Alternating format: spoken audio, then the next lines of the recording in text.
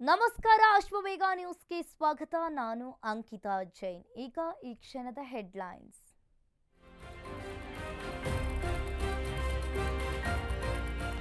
ಅನಾಮಿಕ ತೋರಿಸಿದ ಸ್ಪಾಟ್ ಅಲ್ಲಿ ಸಿಕ್ತಿಲ್ಲ ಕಳೆಬರ. ಇಂದು 13ನೇ ಪಾಯಿಂಟ್ನಲ್ಲಿ ಕಾರ್ಯಾಚರಣೆ ಸಾಧ್ಯತೆ. ಮಾಸ್ಕ್ ಮ್ಯಾನ್ ಗುರುತಿಸಿದ್ದ ಕಡೆಯೂ ಶೋಧಕ್ಕೆ ಸಿದ್ಧತೆ.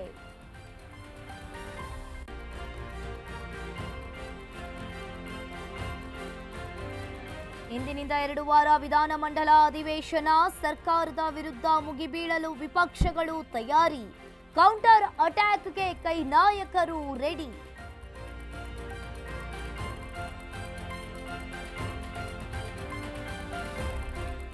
ಮತಗಳ ಬಾಂಬ್ ಸಿಡಿಸಿದ ರಾಹುಲ್ಗೆ ನೋಟಿಸ್. ದಾಖಲೆ ನೀಡುವಂತೆ ಚುನಾವಣಾ ಆಯೋಗ ಸೂಚನೆ. ಇಂದು ಇಂಡಿಯಾ ಒಕ್ಕೂಟದಿಂದ ದೆಹಲಿಯಲ್ಲಿ ಪ್ರತಿಭಟನೆ.